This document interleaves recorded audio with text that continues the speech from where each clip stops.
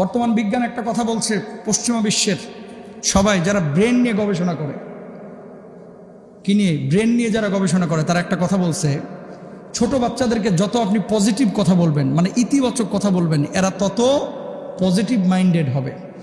আর যত আপনি নেগেটিভ কথা বলবেন, খালি না এটা করিস না, ওটা করিস না, ওটা করিস না, ওটা ধরিস না, ওটা বলিস না, এরকম আছে না কিছু লোক সারাক্ষণ খালি স্যাপস্যান করতে থাকে সারাক্ষণ। যারা এই কাজগুলো বেশি করে, এদের বাচ্চা কাচ্চাগুলো পরবর্তীতে নষ্ট হয় বেশি। নাউজুবিল্লাহ বলেন। আমার নবী ছিলেন বাচ্চাদেরকে কখনো ওই যে প্রহার করেন নাই। এই যে মুরব্বীরা আপনারা এখনো আছেন এরকম, যে হুজুর গোশতগুলো আপনার, হাড্ডি আমার, হাফেজ আপনারা বানাইতেই হবে, মারিয়ালান পিডা, খবরদার বাচ্চাকে এরকম বলবেন না, ইনশাল্লাহ বলেন।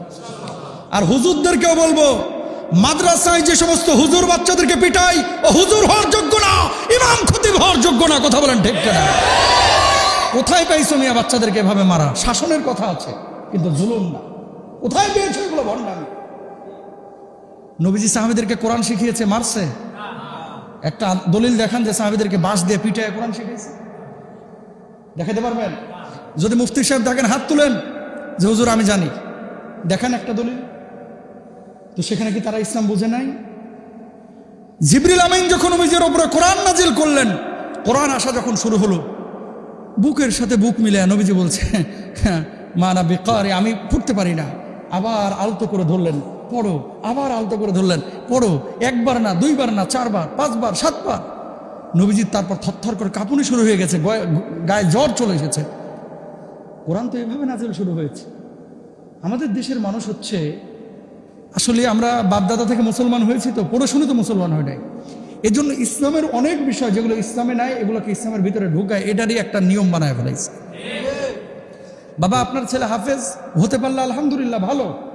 আপনার ছেলের জন্য হাফেজ হওয়া ফরজ না তো।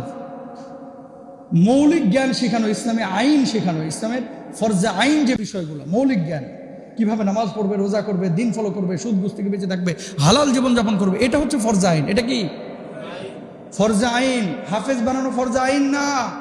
যদি হয় আলহামদুলিল্লাহ, নূরুন আলা নূর, আপনি হাফেজের বাবা, কিয়ামতের ময়দানে আল্লাহ আপনাকে ইজ্জত দেবেন।